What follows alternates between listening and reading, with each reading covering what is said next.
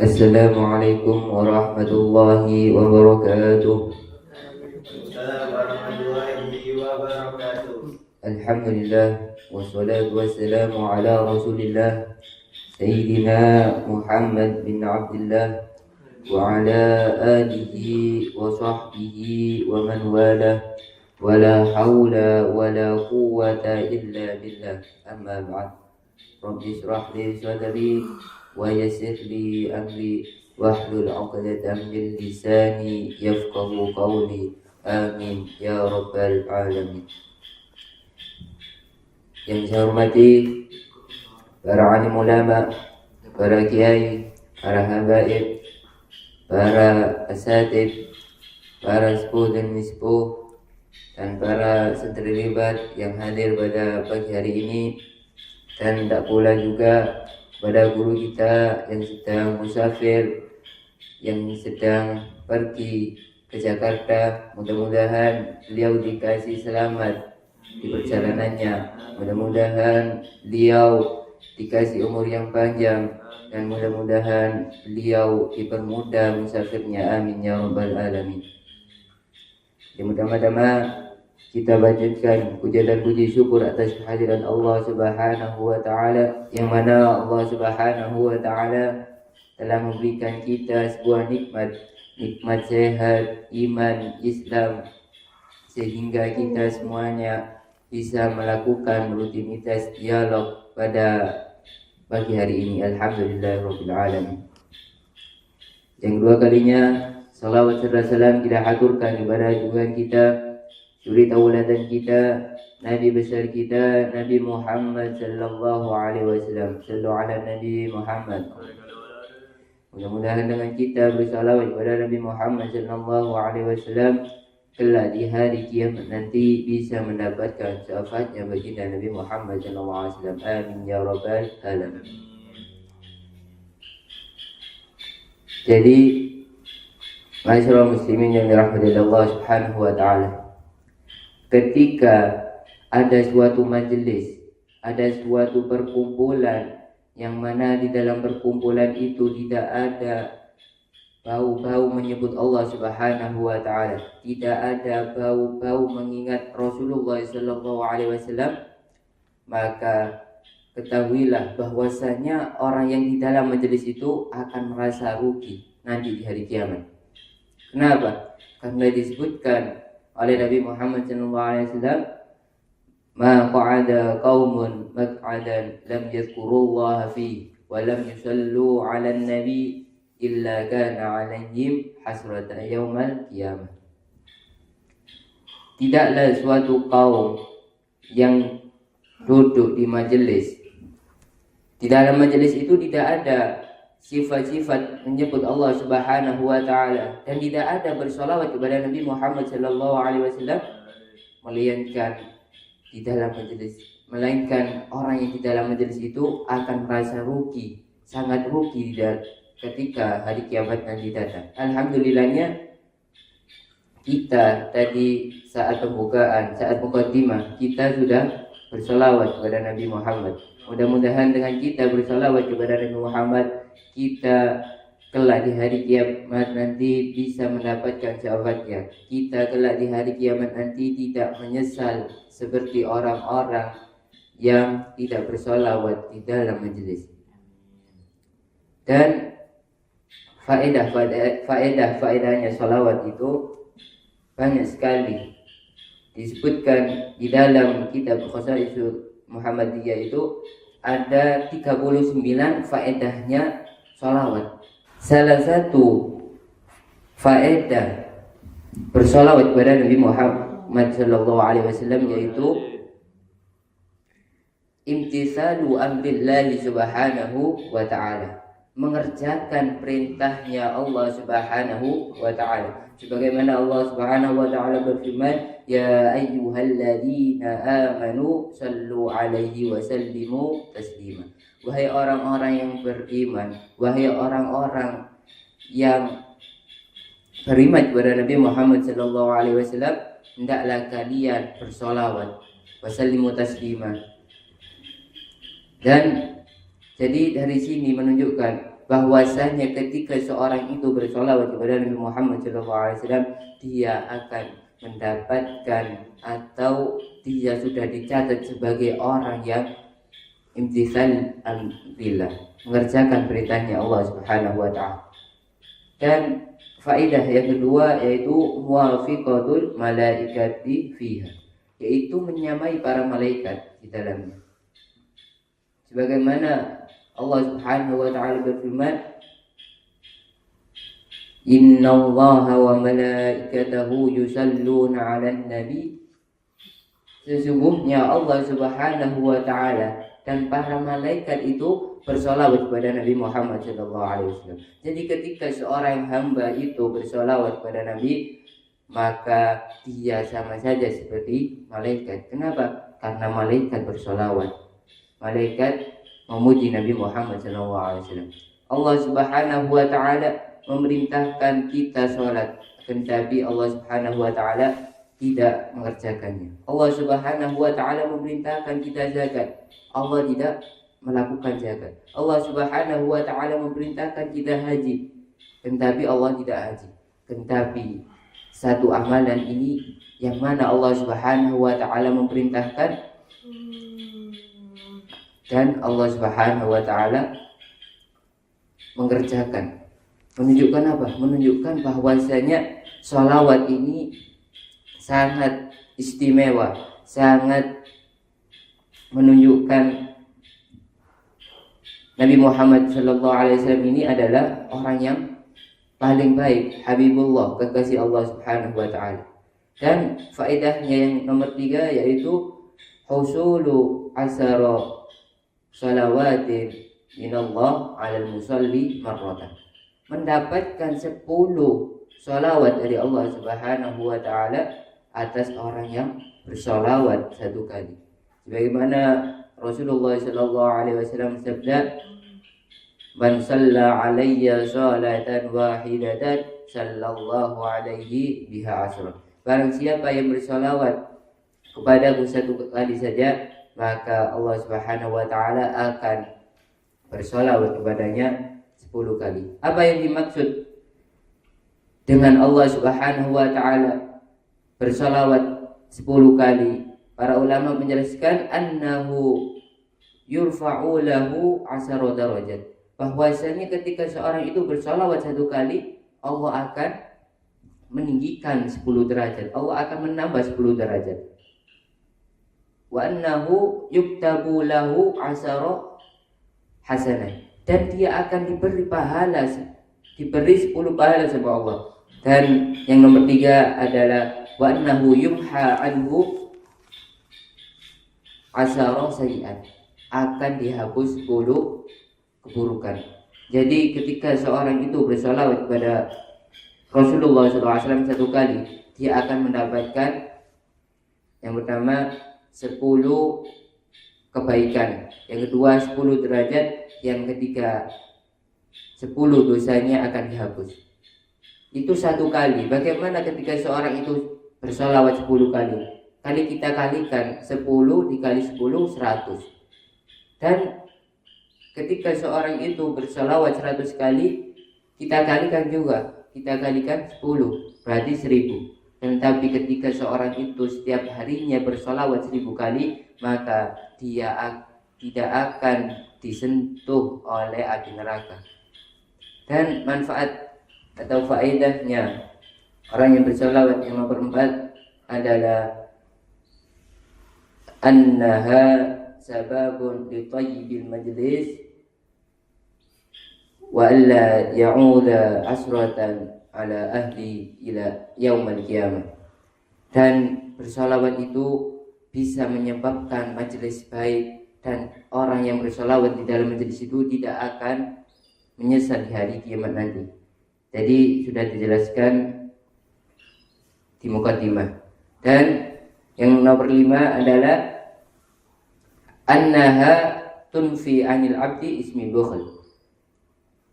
Menghilangkan nama dari seorang hamba itu nama bakhil. Kenapa? Karena ketika seorang ada orang yang bersolawat di sisinya, kemudian orang ini tidak menjawab salawatnya, maka dikatakan orang yang bakhil.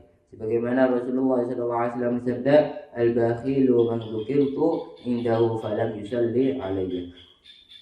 Orang yang bakhil itu adalah orang yang disebutkan di sisinya namaku, akan tapi dia tidak bersolawat kepadaku. Jadi ketika seorang itu bersolawat, maka dia itu hilang dari nama bakhil. Dan yang keenam, manfaatnya adalah annaha tahmi sahibiha alal tariqil jannah wa tukhti'u bi tariqiha an tariqiha. Bahwasanya ketika seorang itu bersalawat, maka dia akan mudah untuk menuju surga. Tetapi ketika dia salah alias tidak bersalawat kepada Muhammad, maka dia akan sulit masuk surga. Sebagaimana Rasulullah SAW bersabda, man nasiya salatan wahidatan faqad akhta'a tariqal jannah. Barang siapa yang lupa bersalawat kepadaku, maka sungguh salah jalan untuk ke surga. Mudah-mudahan kita semuanya bisa mengamalkan sedikit demi sedikit, biar kita tidak salah untuk memilih jalan ke surga. Karena nanti di akhirat banyak pintu-pintu yang belum kita ketahui. Mudah-mudahan dari sini bisa mengambil pelajaran meskipun sedikit. Amin ya rabbal alamin. Mungkin itu saja yang bisa saya sampaikan. Kalau ada kekurangan atau kesalahan, mohon dimaafkan sebesar-besarnya. Wassalamualaikum warahmatullahi wabarakatuh. Assalamualaikum warahmatullahi ta'ala wabarakatuh. Alhamdulillah, alhamdulillah, wassalatu wassalamu ala rasulillah Sayyidina wa maulana Muhammad ibni Abdillah wa ala alihi wa sahbihi wa man wala, wa la hawla wa la quwata illa billah, amma ba'd. Yang saya hormati, yang saya muliakan, saudara-saudaraku sekalian, termasuk guru kita bersama Al-Mukarram Ad-Da'i ilallah, yaitu Kiai Haji Lutfi Basari. Semoga oleh Allah beliau diperpanjang umur beliau, dilancarkan segala urusan-urusan beliau, dan diberikan rezeki yang sangat berlimpah. Amin amin ya rabbal ma'asyiral muslimin yang dirahmati oleh Allah Subhanahu wa taala. Berapa banyak di luar sana orang-orang yang menyatakan cinta terhadap baginda Nabi Muhammad sallallahu alaihi wasallam. Tapi apa nyatanya? Dia tidak cinta dalam apa yang dia rasakan. Jika dia menyatakan dia cinta, tapi dia hanya menyatakan dalam lisan, tidak menyatakan dalam hatinya dia ini cinta terhadap baginda Nabi Muhammad sallallahu alaihi wasallam. Sedangkan saudara-saudaraku sekalian yang dirahmati oleh Allah, bagaimana sosok seorang nabi yang luar biasa, mencintai umatnya dalam perihal apapun, dalam keadaan apapun. Bahkan apa yang terjadi ketika beliau sedang berdakwah, beliau tidak diberikan, yaitu apa, kehormatan yang sangat luar biasa terhadap orang-orang yang berada di daerah, yaitu ketika itu Taif. Bagaimana ketika itu beliau dilempar, yaitu baginda Nabi Muhammad dilempari oleh batu. Tapi inilah luar biasanya seorang sosok baginda Nabi Muhammad sallallahu alaihi wasallam. Ketika beliau dilempari oleh batu, beliau tidak merasa sedih, beliau tidak merasa bahwasanya dirinya ini adalah dihina-hina. Oleh apa? Oleh siapa? Oleh umat. Tapi apa yang terjadi? ketika Allah tidak terima bahwasannya baginda Nabi Muhammad diperlakukan demikian, apa yang terjadi? Allah memerintahkan malaikat Jibril. Ketika Allah menyuruh malaikat Jibril untuk berkata kepada baginda Nabi Muhammad sallallahu alaihi wasallam, "Ya baginda Nabi Muhammad sallallahu alaihi wasallam, malaikat-malaikat penjaga gunung ini sudah siap jika engkau ingin menyuruh mereka ini untuk menghantamkan, yaitu apa? Kepada kaum-kaum yang ada di kota Taif." Tapi apa yang terjadi? Inilah perbedaan baginda Nabi Muhammad dengan nabi-nabi yang lainnya. Yang sedangkan kita ini tidak sama seperti beliau. Betul atau tidak, teman-temanku sekalian? Tidak sama. Akhirnya apa yang terjadi? Baginda Nabi Muhammad menyatakan, "Wahai malaikat Jibril, janganlah engkau memberikan yaitu apa? Yaitu kemurkaan. Karena mereka belum tahu siapa saya. Mereka belum tahu siapa ajaran yang paling benar. Tapi saya mendoakan kelak cucu-cucu mereka akan masuk ke dalam agama Islam semuanya." Inilah luar biasanya baginda Nabi Muhammad terhadap umatnya. Cintanya baginda Nabi Muhammad terhadap umatnya. Ma'asyiral muslimin yang dirahmati oleh Allah Subhanahu wa taala. Di zaman sekarang ini banyaknya orang-orang yang cinta terhadap baginda Nabi Muhammad sallallahu alaihi wasallam. Tapi kenyataannya apa yang terjadi? Mereka hanya cinta dalam perkataan saja. Bukan dalam hati, bukan dalam apa? Pikiran dan perilaku. Yang sedangkan bagaimana sosok seorang baginda Nabi Muhammad sallallahu alaihi wasallam ini terus tidak lupa dengan umatnya. Dalam pelihara apapun, dikarenakan apa? Cintanya baginda Nabi Muhammad terhadap umat. Tapi apa yang terjadi? Umatnya terkadang lalai, umatnya terkadang lupa kepada baginda Nabi Muhammad sallallahu alaihi wasallam. Bahkan apa yang terjadi? Bagaimana kita ini sebetulnya apa? Diwajibkan oleh Allah untuk bersolawat terhadap baginda Nabi Muhammad sallallahu alaihi wasallam. Lawang sedangkan apa yang terjadi? Allah dan para malaikat bersolawat terhadap baginda Nabi Muhammad sallallahu alaihi wasallam. Tapi kok kita ini sebagai umatnya malah lalai terhadap baginda Nabi Muhammad sallallahu alaihi wasallam. Bahkan hanya bisa menyatakan saya cinta terhadap baginda Nabi Muhammad, tapi hanya bisa menyatakan dalam lisannya saja. Sedangkan bagaimana saudara-saudaraku sekalian yang dirahmati oleh Allah?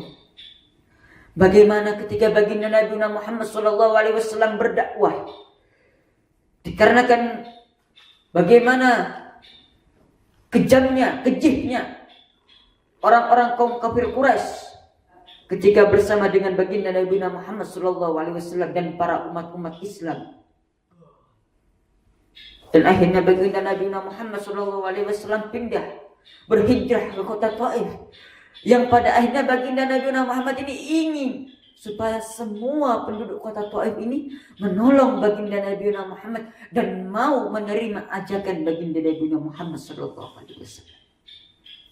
Tapi apa yang terjadi? Ketika baginda Nabi Muhammad telah datang dan menyebarkan agama Islam, bagaimana penduduk kota Taif menolak? Bahkan apa yang terjadi? Melempari baginda Nabi Muhammad sallallahu alaihi wasallam dengan batu. Bahkan sampai beliau ini berdarah-darah. Apa yang terjadi? Allah tidak terima. Diperintahkan malaikat Jibril untuk bilang kepada baginda Nabi Muhammad, "Wahai baginda Nabi Muhammad, Aku diperintahkan oleh Allah, aku diutus oleh Allah untuk apa? Memberitahukanmu bahwasannya apa? Malaikat-malaikat penjaga gunung ini sudah siap. Apabila apa? Engkau menyatakan untuk apa? Untuk mereka kaum-kaum kota Taif ini dilempari, dihantam oleh 2 gunung. Mereka sudah siap.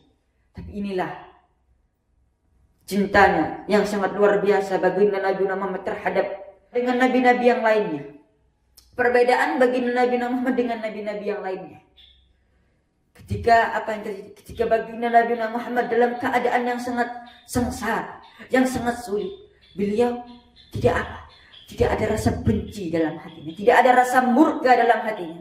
Apa yang terjadi? Wahai malaikat Jibril, janganlah engkau memberikan yaitu apa? Kemurkaan Allah, jangan. Karena apa? Mereka belum tahu siapa. Mereka belum tahu siapa saya ini.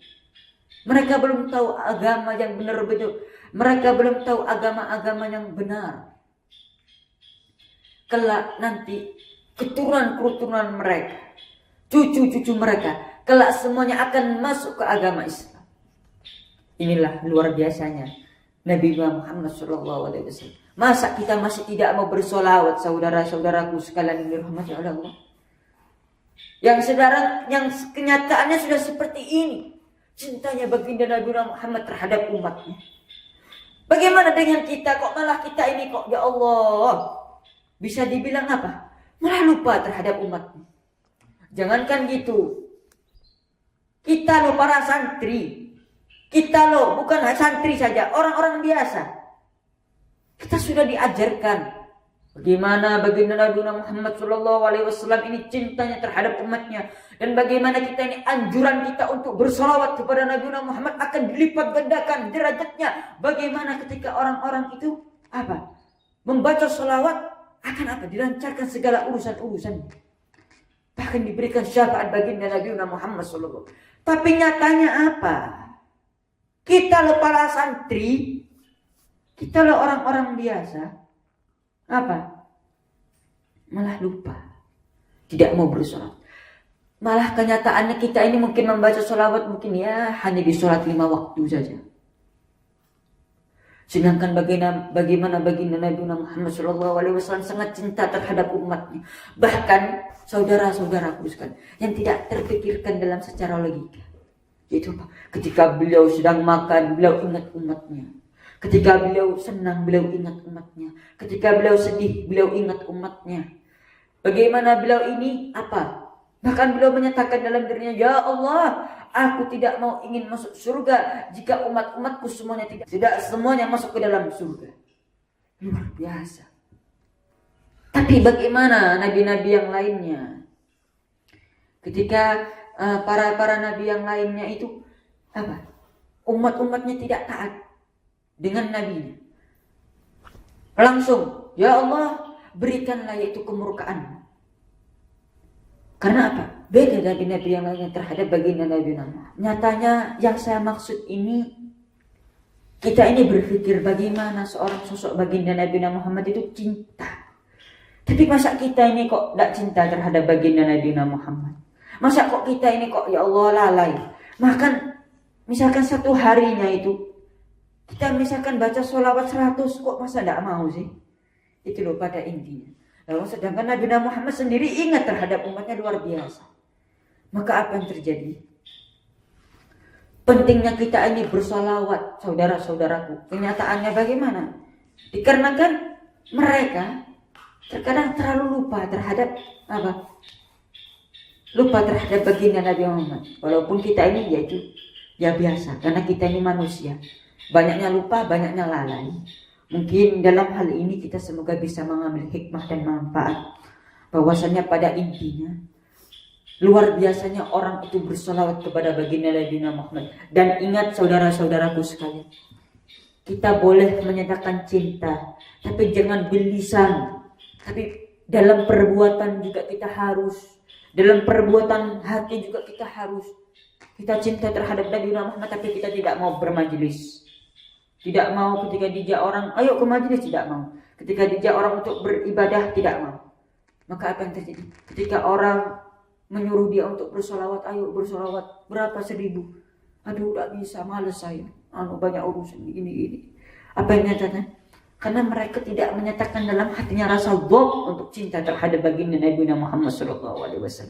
Maka dalam hal ini marilah kita ini semuanya, mau yang orang biasa, mau orang yang tidak santri maupun orang yang santri, patutnya kita ini cinta terhadap baginda Nabi Muhammad dalam segi apapun, bahkan menancapkan dalam hatinya, dalam pikirannya, bukan hanya berlisan saja.